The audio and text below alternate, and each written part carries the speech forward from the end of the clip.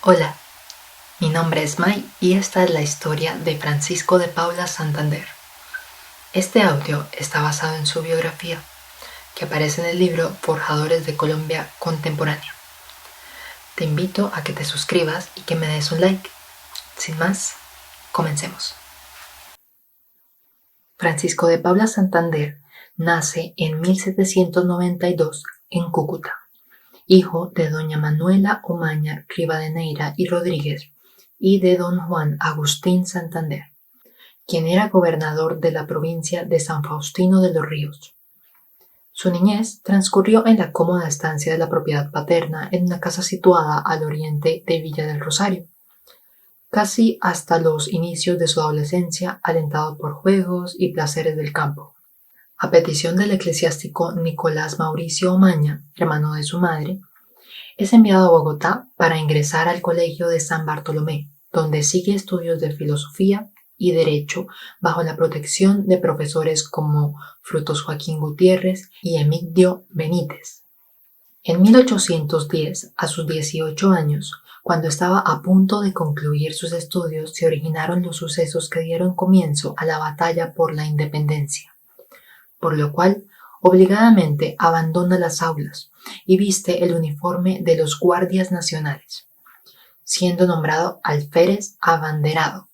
Poco después es nombrado secretario de la Inspección Militar de Santa Fe y luego secretario de la Junta de Gobierno de Mariquita y ascendido a capitán, tomando parte en la guerra civil desencadenada a partir de la disputa entre el centralismo, sustentada esta por Antonio Nariño, y por el otro lado Francisco José de Caldas, García Rovira, Girardot y Camilo Torres en el federalismo. Incorporado en las tropas del general Baraya, Santander participa en la batalla de Venta Quemada, donde triunfaron para luego ser derrotados en San Victorino por las tropas centralistas al mando de Nariño. Santander fue herido y hecho prisionero, pero fue indultado junto con sus compañeros por el generoso Nariño y fue promovido a sargento mayor adscrito al ejército del por entonces coronel Bolívar, quien luchaba en el oriente colombiano. Participó en la batalla de La Grita bajo órdenes del coronel Manuel Castillo. Allí, en la batalla de La Grita, es donde por primera vez los egos de los dos prohombres se ven enfrentados, donde Bolívar, tras recibir la renuncia de Santander de ocupar Angostura, amenaza con su fusilamiento al segundo, si éste no obedecía de inmediato. Afortunadamente, la posición fue ocupada por las tropas revolucionarias. Después de este hecho, Santander fue encargado por el gobierno central de defender su nativo Valle de Cúcuta, realizando acciones en San Faustino y Capacho, mostrando su valía como militar, venciendo a las fuerzas contrarias. Sin embargo, Santander, con solo 200 soldados a su mando, es luego vencido por el capitán realista Bartolomé Lizón, al mando de 1.200 soldados. Santander es destrozado en Llano de Carrillo, y con mucha dificultad y muy pocos soldados consigue llegar a Pamplona y después a Concepción. Entonces, el gobierno de la Unión ordena sean recuperados los territorios perdidos, nombrando a MacGregor como jefe de operaciones. Santander se une así al comandante de los ejércitos de la República y regresa al sitio donde anteriormente había sido derrotado, como coronel del ejército patriota. Llegan hasta el valle de Cúcuta y atacando al enemigo, este emprende retirada arremetiendo Santander contra todo lo que lleve el sello realista a su paso, logrando así la huida de Lizón definitivamente a Maracaibo, destacándose Santander por su sagacidad y rapidez para ejecutar acciones que determinaron la derrota del ejército enemigo al mando del general Casas. El 2 de octubre llegan a Cúcuta los restos del ejército con que Bolívar combatió en la campaña de 1813 en Venezuela, al mando del general Urdaneta.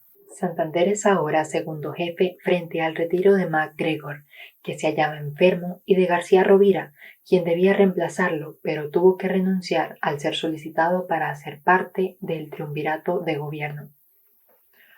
Urdaneta viajaba a Tunja por mandato del Congreso, dejando a Santander al mando de 600 hombres, con la orden única de impedir el paso de las tropas realistas, evitando la invasión de Pamplona.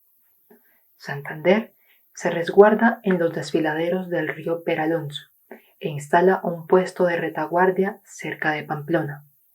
Pero en enero de 1815 la situación se hace insostenible debido a la precariedad del ejército después de sostener ligeros combates contra el coronel realista Remigio Ramos, quien había ocupado desde La Grita hasta Bochalena y Chinácota. Se reúne con Urdaneta en Pamplona y uniendo sus fuerzas logran la retirada de Ramos hacia los caminos de los llanos en abril. A mediados de junio, Santander es encomendado dirigirse a Ocaña con el objetivo de reunir un ejército para abrir operaciones en la costa norte de Colombia, especialmente contra Santa Marta. Pero las precariedades de la empresa no le permitieron llevar a cabo el cometido del gobierno. A finales de noviembre se sabe que el general Pablo Morillo ha ocupado Cartagena. Por otro lado, Urdaneta había sido derrotado por el realista Calzada cerca de Pamplona. Frente a la agobiante situación, Santander decide retirarse de Ocaña y emprende camino a pie de cuesta, siendo recibido como héroe por esta acción que evitó la caída del ejército patriota. Reorganiza el ejército y se alista para enfrentar a Calzada, quien marchaba por la ruta que de Cáchira conducía a Ocaña. Inicialmente, una primera batalla de poca importancia enfrentó a Santander con la retaguardia de Calzada, poniendo en fuga a sus enemigos. Pero el 22 de marzo se da la batalla definitiva, donde luego de casi 3 horas de combate, Santander y García Rovira son derrotados y huyen hacia Puente Real, donde encuentran al general Serviés al mando de un grupo de tropas a las cuales se integra Santander, mientras García Rovira se dirige a Bogotá. Por acuerdo con Serviés, Santander marcha a Zipaquirá para impedir que el entonces presidente Fernández Madrid llegase a un acuerdo con Morillo, quien había ocupado Cartagena en noviembre, lo cual equivaldría a la rendición de los ejércitos patriotas ante los realistas. Se pretendía reunir las fuerzas que luchaban en el sur contra Sámano, pero finalmente se decidió que marcharan hacia los llanos. El 3 de mayo de 1816, el ejército republicano abandona la capital y toma el camino de Caqueza. Las tropas de Morillo, habiendo ya tomado Santa Fe, persiguen y derrotan el ejército de Serviés y Santander en la Cabuya de Río Negro, llegándose a salvar menos de 350 hombres. Luego de muchas penalidades, llegaron los sobrevivientes a Poré. Las tropas ahora carecían de unidad de mando. Habían 3 columnas que actuaban sin coherencia: la de Serviés, la de Urdaneta y la de Valdés. Este último propuso una reunión en Arauca para intentar unificar la tropa, invitando también a los coroneles Paredes, Guerrero, Carreño y el mayor Santander. Pero Urdaneta y Serviés se excusaron y delegaron en Santander su representación. De dicha reunión salió como resultado el nombramiento de Francisco Serrano como jefe civil y Santander como jefe militar, nombramiento que causó asombro puesto que Santander contaba apenas con 24 años y ninguna experiencia en el manejo de tropas tan irregulares como eran los hombres semibárbaros, como en ese tiempo eran los llaneros de Casanare y Apure. El joven militar Santander declinó el ofrecimiento.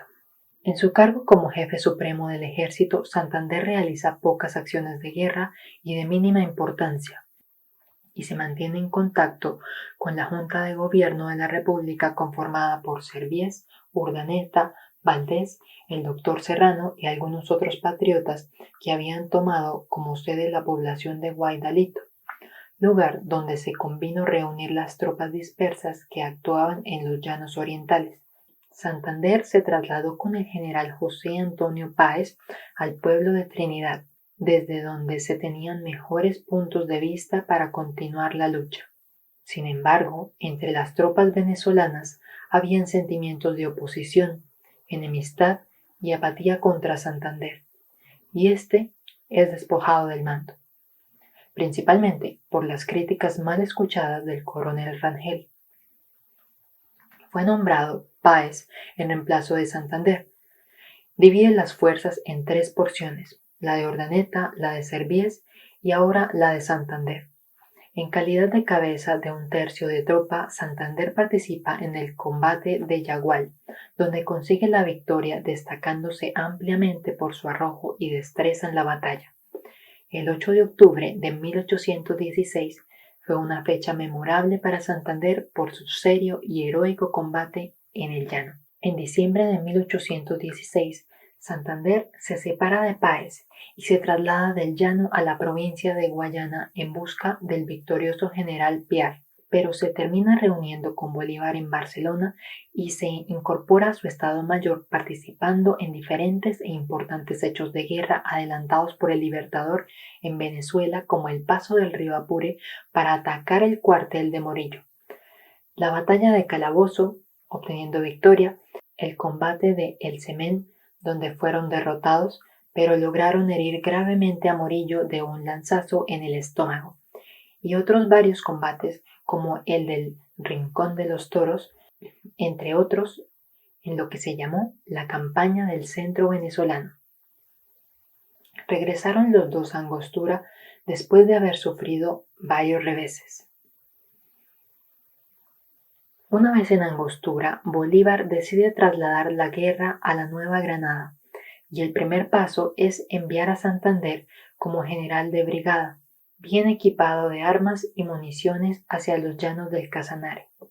Una vez allí, Santander realiza una excelente organización del ejército, haciendo milagros con los recursos que le habían sido confiados, e incendió hasta el máximo el patriotismo de los habitantes, que no dudaron en dar recursos y ayudas a las tropas. En abril de 1819, Barreiro invade el llano y Santander, junto con sus tropas, le presentan resistencia, abandonando Barreiro con solo 10 de los 550 jinetes con que había llegado a realizar la invasión. El 26 de mayo de 1819, Bolívar inicia su desplazamiento hacia los llanos para reunirse con Santander, y con él van los batallones Rifles, Barcelona y Bravos de Páez, la Legión Inglesa y los escuadrones de húsares, Llano Arriba y Guías. El 2 de junio llegaron a Guaidalito. El 25 de junio se reúnen en Morcote el total de las tropas republicanas, y el 27 sale Santander al mando del batallón Cazadores. Al amanecer se encontraron frente al pueblo de Paya, ocupado por realistas, y tomándoles por sorpresa, ocuparon la plaza. El ejército emprende camino sobre la Nueva Granada. Siendo fuertemente golpeados por la temporada invernal, Bolívar demuestra ser un ejemplo increíble, puesto que el hambre, la desnudez, el cansancio, las travesías por ríos, quebradas crecidas y abismos de lodo conseguían diezmar la fuerza y los ánimos de la tropa. Sin embargo, Bolívar cedía su caballería a soldados enfermos o agotados. Andaba a pie o a gatas para enseñar a los llaneros, que se echaban al suelo por no poder estar de pie, cómo debía hacerse para no postrarse definitivamente, cubierto de lodo, sudoroso y exhausto en medio de aquel llover incesante. Junto a él estaban el gallardo Anzoátegui, el sufrido Salón, el indomable Manrique, el inacabable Lara y Soblet, que cubierto de lodo sonreía, y Rooke y los oficiales ingleses, abnegados hombres que mostraban su asombro ante la magnitud de la naturaleza encontrada. El 7 de julio, las tropas libertadoras llegaron a Socha. Después del titánico paso por el páramo, se reorganizaron rápidamente y dirigieron a Sogamoso, donde estaba Barreiro con 200 hombres.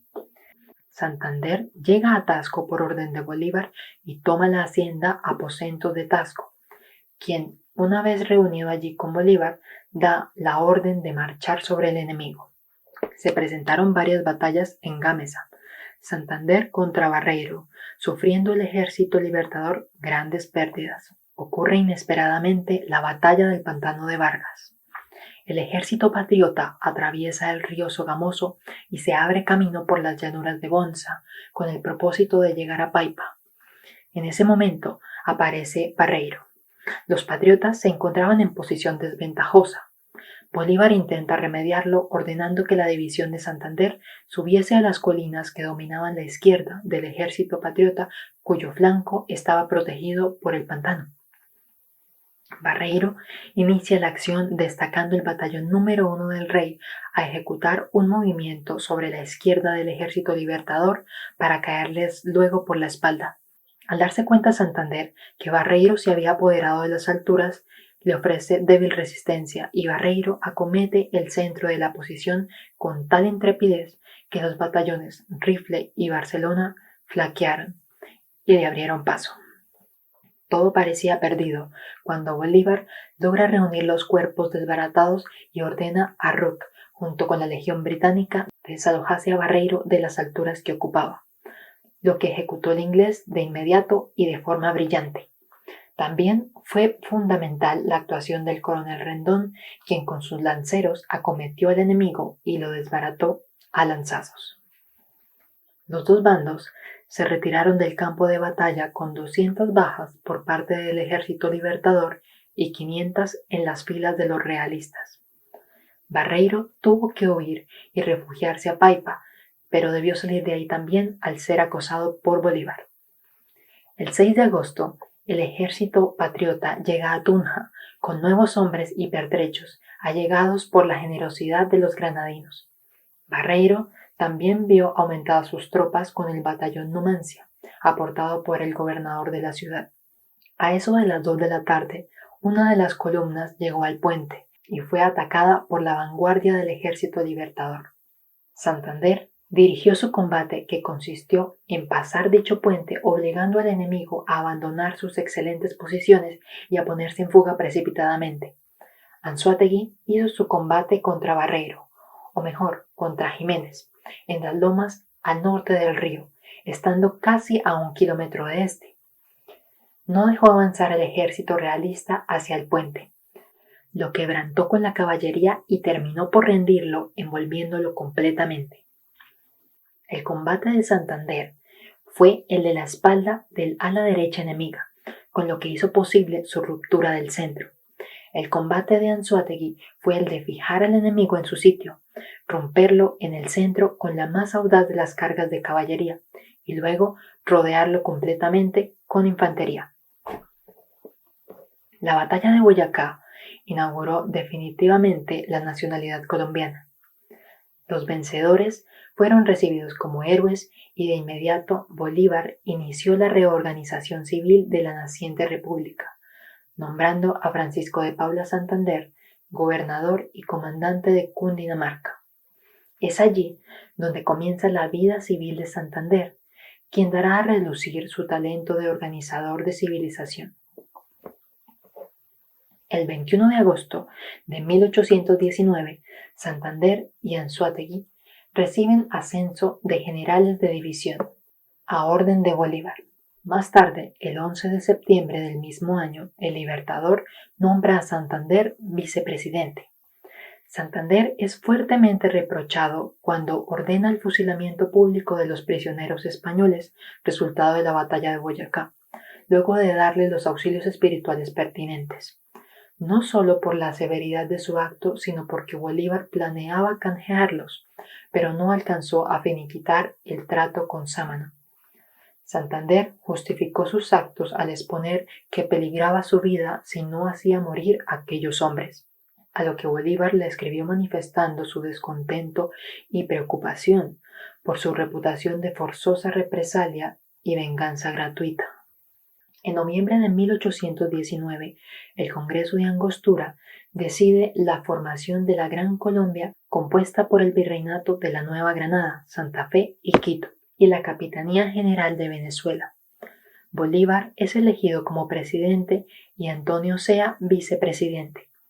Para la vicepresidencia de Cundinamarca fue elegido el general Francisco de Paula Santander. La labor de Santander consistió en iniciar reformas de carácter administrativo y proveer recursos a la campaña libertadora. Cuando Bolívar determina que se envíen 5.000 esclavos de Antioquia, Chocó y Popayán para el ejército, Santander se opone argumentando que se estaba quitando importantes hombres para la agricultura. Es aquí donde resuenan las diferencias entre los dos prohombres y Bolívar le escribe a Santander regañándole y ratificando su determinación. En el Congreso de Cúcuta, reunido para ratificar la formación de la Gran Colombia por decisión de Bolívar, es elegido Santander como vicepresidente y, por supuesto, Bolívar como presidente. El 6 de octubre de 1820, Santander dictó un decreto donde genera el establecimiento de escuelas públicas en las ciudades, villas y lugares que tuvieran designados algunos fondos. Lo anterior con el fin de garantizar la instrucción pública y el derecho al voto activo y pasivo en las elecciones populares, puesto que por aquella época, según la Constitución de Venezuela, estaban privados de este derecho aquellos que no sabían leer y escribir. Estipuló que se enseñara a los niños a leer, escribir, los principios de la aritmética y los dogmas de la religión, los deberes y los derechos del hombre en sociedad y en el ejército militar, prescribiendo el uso de la férula y estipulando que no se usara el azote sino muy raras veces y cuando los defectos de los niños anunciaran depravación. Se fundaron entonces colegios y universidades a lo largo y ancho del territorio de la Gran Colombia, como muestra de la preocupación del vicepresidente por la educación en su visión estadista, la cual consideraba básica en el desarrollo y progreso del país. Santander se vio entusiasmado por el método de enseñanza mutua del cuáquero Lancaster, que contemplaba la multiplicación de los maestros, haciendo que los escolares se vieran pronto en condición de convertirse en maestros. Llevó a Bogotá al fraile Sebastián Mora, payanés que había tenido que emigrar a España y que había aprendido directamente del mismo Lancaster, y lo puso al frente de las 3 escuelas piloto, la de Bogotá, la de Quito y la de Caracas, que debieron extenderse a toda la Gran Colombia. Santander creó la Academia Nacional con hombres tan insignes como Andrés Bello y José Joaquín Olmedo. Trajo de Francia a naturalistas, médicos, botánicos, ingenieros, cirujanos para que enseñaran en la universidad y puso a Pedro Cernetant al frente de la escuela normal. Creó el Museo y la Biblioteca Nacionales. Fundó la Universidad de Popayán, Medellín y Cartagena. El 30 de abril de 1826, Páez se rebela contra el gobierno de la Nueva Granada, cuando la Municipalidad de Caracas lo acusa de haber cometido desafueros y abusos de autoridad. Entonces, los amigos de Páez le inducen a creer que ha sido por intrigas de Santander. Páez desacata el Congreso y declara la separación de Venezuela de la Gran Colombia, acusando a Santander de favorecer solo al territorio de la Nueva Granada, mientras Venezuela permanece estacionaria desde 1809. Acusándolo también de despreciar a los verdaderos patriotas para favorecer a sus amigos con prebendas gubernamentales y puestos públicos. Santander se muestra desprendido de la situación y le escribe a Páez pidiéndole que deponga su actitud. Pero en Venezuela arde la revolución y el nombre de Santander es denostado y abominado, y se exige que abandone la vicepresidencia como condición para regresar a la paz. Al ver lo sucedido, Bolívar se dirige a Venezuela y logra solucionar el conflicto apaciguando la ira de Páez. Bolívar había logrado la gran victoria de Ayacucho y una vez llegó a Venezuela le llamó Salvador de Colombia, arrebatando a Páez la bandera separatista. El 2 de enero de 1827, el Congreso reeligió a Bolívar y a Santander para seguir en sus cargos, pero Santander no quiere seguir siendo del gobierno. Sus discrepancias con Bolívar lo llevan a tomar esa decisión. El Libertador salió de Bogotá el 25 de noviembre y por todo el tránsito oyó gran cantidad de quejas de Santander y su administración, las cuales Bolívar le hacía saber en notas oficiales con demasiada brusquedad. Todo ello hizo que Santander creyera que Bolívar había perdido la confianza en él. Por eso renunció. Bolívar también envió su renuncia al Congreso, pero ninguna de las dos fue aceptada. Santander era fuertemente criticado por su administración y se le había tratado de involucrar en un delicado asunto de un préstamo que el gobierno de Colombia hizo y se le acusó de violar las normas establecidas por la ley para la inversión de los fondos del empréstito. El 1 de septiembre de 1827, Bolívar regresa a Bogotá, donde hay una aparente calma y aparente reconciliación entre los dos hombres. Mientras el Congreso aprobaba todas las acciones de Bolívar en Venezuela y la Constitución quedaba subrogada por el libre arbitrio de Bolívar, comenzó contra Santander una guerra sin cuartel por medio de la prensa y la correspondencia para hundirlo en el desprestigio y eliminar moralmente al eximio magistrado. El distanciamiento entre Bolívar y Santander se ahonda cada vez más. Se ataca a Santander por todos los medios y se trata de acusarlo ante el Congreso por supuestos delitos contra los dineros del Estado. En estas circunstancias se reúne la Convención de Ocaña, el 2 de marzo de 1828, y a pesar de los esfuerzos de los partidarios de Bolívar por evitarlo, Santander resulta elegido representante de las provincias de Bogotá, Antioquia, Tunja, Pamplona, Casanare y Neiva. Después de haber sido nombrado elector y presidente de la Asamblea Electoral de Bogotá. Las sesiones de la convención mostraron dos bandos irreconciliables, los santanderistas y los partidarios de Bolívar. Los primeros proponían un poder ejecutivo desempeñado por un presidente elegido cada 4 años, con territorio dividido por departamentos, provincias, cantones y parroquias. Los segundos proponían un presidente elegido por periodos de 8 años, siendo permitida la reelección indefinida. El Poder Ejecutivo nombraba al Poder Judicial y los funcionarios eran de libre remoción. Bolívar se había trasladado a Bucaramanga y desde allí permanecía atento a los comentarios y habladurías de la convención. Sin llegar a ningún acuerdo, ésta se disolvió y Bolívar regresó a Bogotá. La Junta Popular emite un acta donde se negaba a obedecer cualquier mandato que emanara de la convención, y Bolívar asume el mando en medio de una cerrada oposición de parte del bando santanderista. Cierto o falso, Santander era considerado el jefe de toda esa oposición. Bolívar lo nombra entonces ministro de Colombia ante el gobierno de los Estados Unidos, quizá con el ánimo de apagar el clima creciente de agitación que se cernía en torno a él. Santander acepta, pero nunca cumple con el encargo. La situación se va tornando cada vez más tensa. Se hacían reuniones secretas a altas horas de la noche, corrillos breves que se formaban en las esquinas, a conversar en bosqueda. Se deshacían prontamente a la vista de cualquier representante del gobierno. 2 planes para asesinar a Bolívar fracasaron por la intervención de Santander.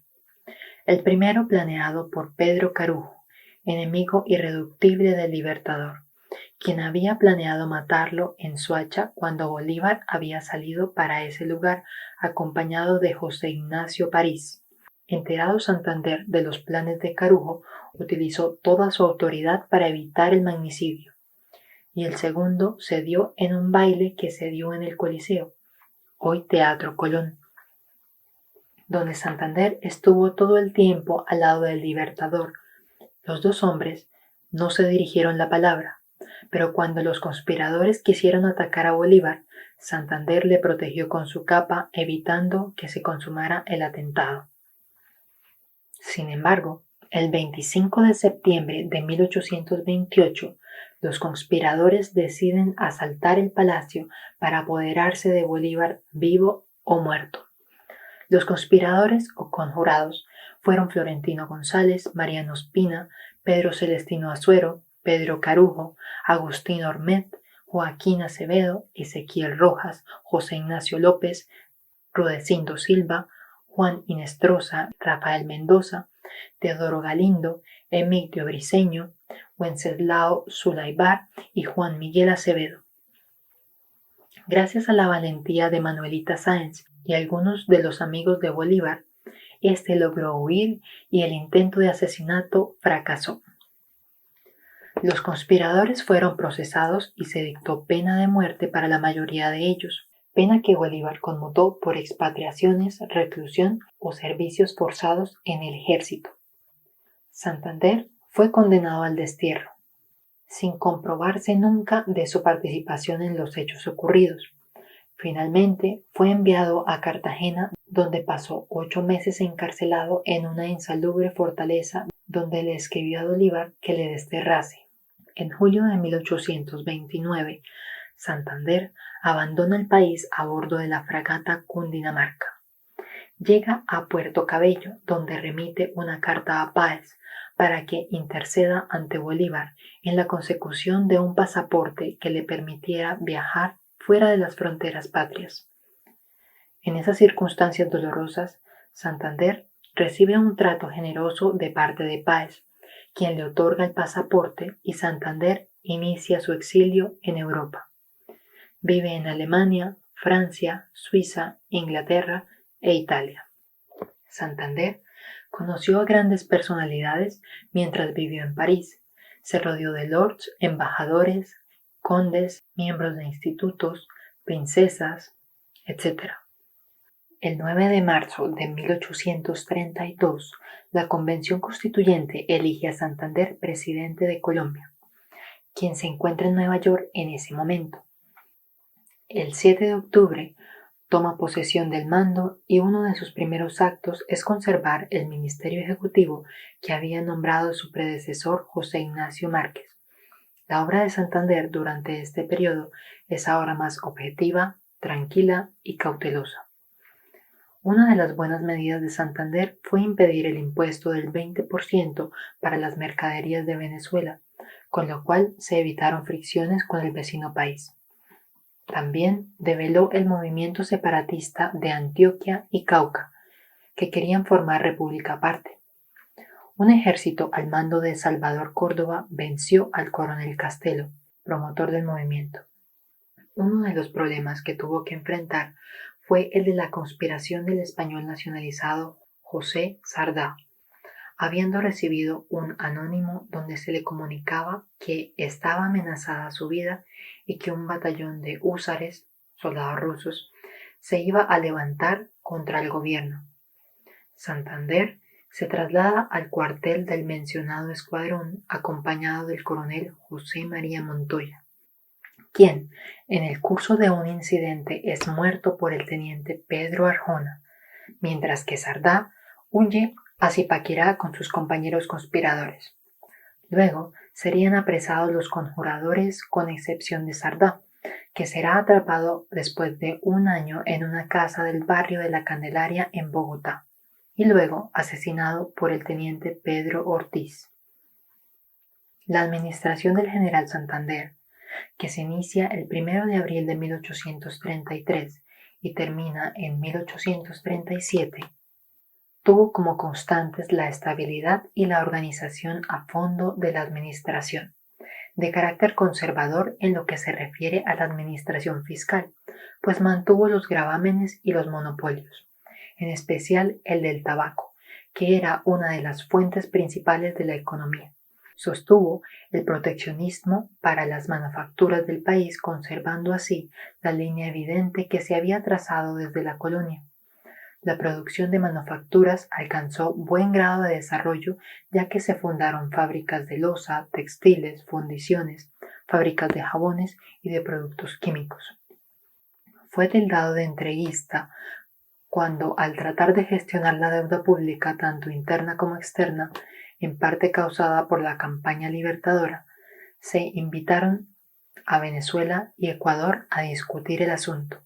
Aunque Santander había propuesto dividir la deuda, en 9 partes y que le correspondiesen 4 a la Nueva Granada, 3 a Venezuela y 2 a Ecuador, triunfó la propuesta del representante de Venezuela, que no admitía más que la base de la población de cada estado para dividir la deuda proporcionalmente.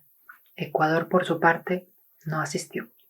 El 1 de abril de 1837, Santander entregaba el mando en las manos del doctor José Ignacio Márquez, dejando 400 leyes aprobadas y que cubren todos los ramos de la administración pública.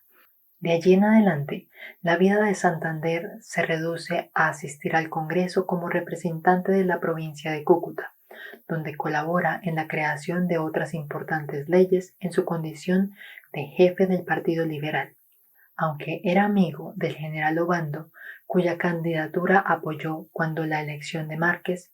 No estuvo de acuerdo con la guerra civil desatada por él y estuvo siempre al lado de la legalidad. Santander fue un hombre a la vez atacado, a la vez alabado.